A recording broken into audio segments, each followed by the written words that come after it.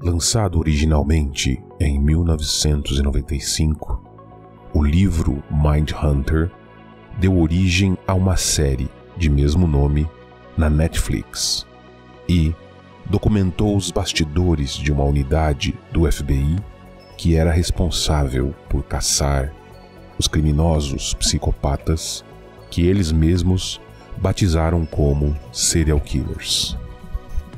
Ao usar como fonte de pesquisa direta assassinos em série que já estavam aprisionados nas cadeias dos Estados Unidos, os especialistas puderam formatar um perfil em comum desse tipo tão específico de matadores.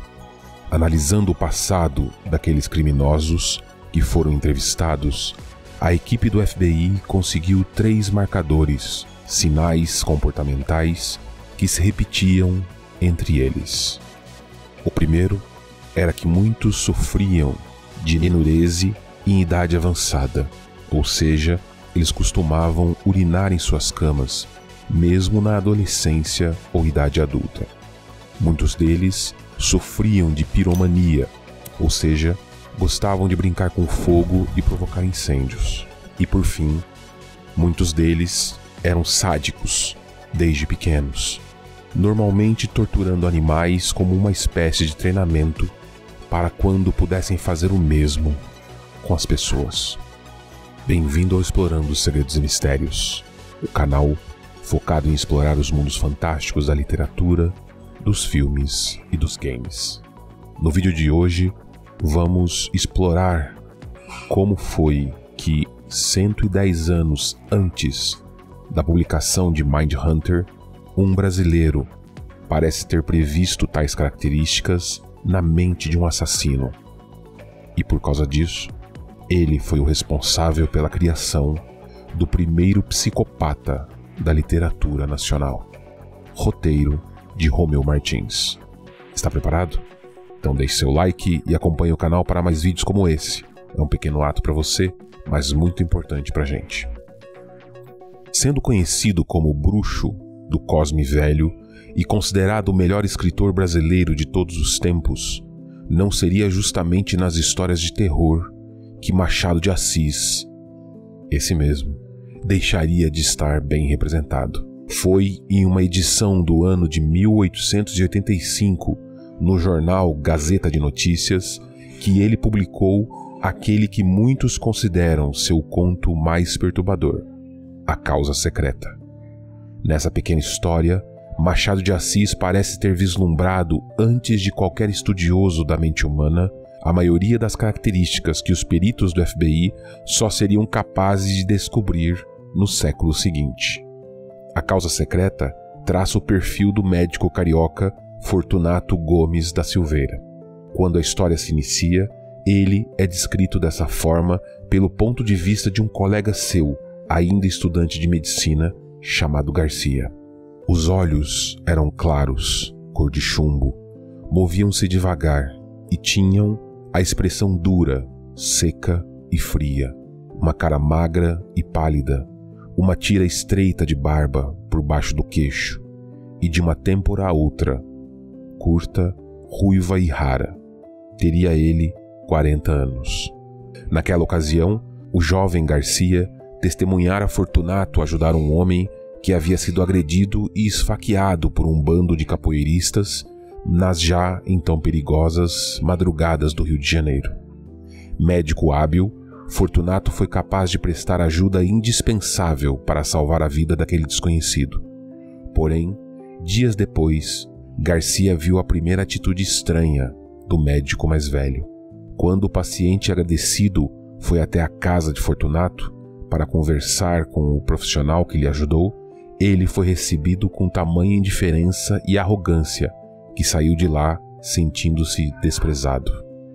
Apesar disso, depois de alguns anos, Garcia, já formado, reencontrou Fortunato, agora um homem casado, e os dois profissionais de saúde passaram a trabalhar juntos em uma mesma instituição médica particular. Maria Luísa, a jovem esposa de Fortunato, fica amiga de Garcia e certo dia lhe pede um favor. O marido passava os dias estudando anatomia e por isso abalavam os nervos de Maria Luísa a tal ponto que ela pediu para Garcia intervir. Porém, nada disso preparou a dupla para o acontecimento que marca o clímax do conto, a ocasião em que ambos, Garcia e Maria Luísa, flagraram Fortunato castigando um rato que, segundo ele, havia desaparecido com um papel importante de seu escritório. Uma das narrativas mais tensas e angustiantes da literatura brasileira é a que vamos ouvir agora. 2 dias depois, exatamente o dia em que os vemos agora, Garcia foi lá jantar. Na sala, disseram-lhe que Fortunato estava no gabinete e ele caminhou para ali. Ia chegando à porta no momento em que Maria Luísa saía aflita. "Que é?" perguntou-lhe. O rato, exclamou a moça sufocada, afastando-se. Garcia lembrou-se que na véspera ouvira Fortunato queixar-se de um rato, que lhe levara um papel importante, mas estava longe de esperar o que viu. Ele viu Fortunato sentado à mesa que havia no centro do gabinete, sobre a qual puseram um prato com o espírito de vinho. O líquido flamejava. Entre o polegar e o índice da mão esquerda, ele segurava um barbante, de cuja ponta pendia o rato atado pela cauda. Na direita tinha uma tesoura. No momento em que Garcia entrou, Fortunato cortava do rato uma de suas patas. Em seguida, desceu o infeliz até a chama, rápido, para não matá-lo, e dispôs-se a fazer o mesmo à terceira, pois já havia cortado a primeira. Garcia estacou horrorizado. "Mate-o logo", disse-lhe. "Já vai." E com um sorriso único, reflexo de uma alma satisfeita, alguma coisa que traduzia a delícia íntima das sensações supremas, Fortunato cortou a terceira pata do rato e fez, pela terceira vez, o mesmo movimento até a chama. O miserável estorcia-se, guinchando, ensanguentado, chamuscado, e não acabava de morrer. Garcia desviou os olhos e depois voltou-os novamente e estendeu a mão para impedir que o suplício continuasse, mas não chegou a fazê-lo, porque o diabo do homem impunha medo, com toda aquela serenidade radiosa em sua fisionomia. Faltava cortar a última pata. Fortunato cortou-a muito devagar, acompanhando a tesoura com os olhos. A pata caiu, e ele ficou olhando para o rato meio cadáver. Ao descê-lo pela 4ª vez, até a chama, deu ainda mais rapidez ao gesto, para salvar, se pudesse, alguns farrapos de vida. Garcia, de fronte, conseguiu dominar a repugnância do espetáculo para fixar a cara do homem. Nem raiva, nem ódio, tão somente um vasto prazer, quieto e profundo, como daria a outro a audição de uma bela sonata ou a vista de uma estátua divina. Alguma coisa parecida com a pura sensação estética. Pareceu-lhe, e era verdade, que Fortunato havia-o inteiramente esquecido. Isto posto, não estaria fingindo e deveria ser aquilo mesmo. A chama ia morrendo. O rato podia ser que tivesse ainda um resíduo de vida, a sombra da sombra. Fortunato aproveitou para cortar o focinho e, pela última vez, chegar a carne ao fogo. Afinal, deixou o cadáver ali, no prato, e arredou de si toda essa mistura de chamusco e sangue. Ao levantar-se, deu com o médico e teve um sobressalto. Então mostrou-se enraivecido contra o animal que lhe comera o papel, mas a cólera, evidentemente, era fingida. Castiga sem raiva, pensou o médico, pela necessidade de achar uma sensação de prazer, que só a dor alheia lhe pode dar. É o segredo deste homem. Fortunato encareceu a importância do papel, a perda que lhe trazia. Perda de tempo, é certo, mas o tempo agora era-lhe preciosíssimo. Garcia ouvia só, sem dizer nada, nem lhe dar nenhum crédito.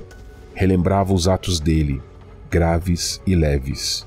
Achava a mesma explicação para todos. era a mesma troca de teclas da sensibilidade, um comportamento sui generis, uma redução de Calígula. Joaquim Maria Machado de Assis, nascido em 21 de junho de 1839 e falecido em setembro de 1908, foi um escritor brasileiro, considerado por muitos críticos, estudiosos e escritores como o maior nome da literatura brasileira. Ele escreveu em todos os gêneros literários, sendo poeta, romancista, cronista, dramaturgo, contista, jornalista e crítico literário. Ele testemunhou a abolição da escravatura e a mudança política no país quando a República substituiu o Império. Sua obra foi de fundamental importância para as escolas literárias do Brasil no século XIX e XX, e ele surge nos dias de hoje como um grande referencial acadêmico e público para o Brasil e para o mundo.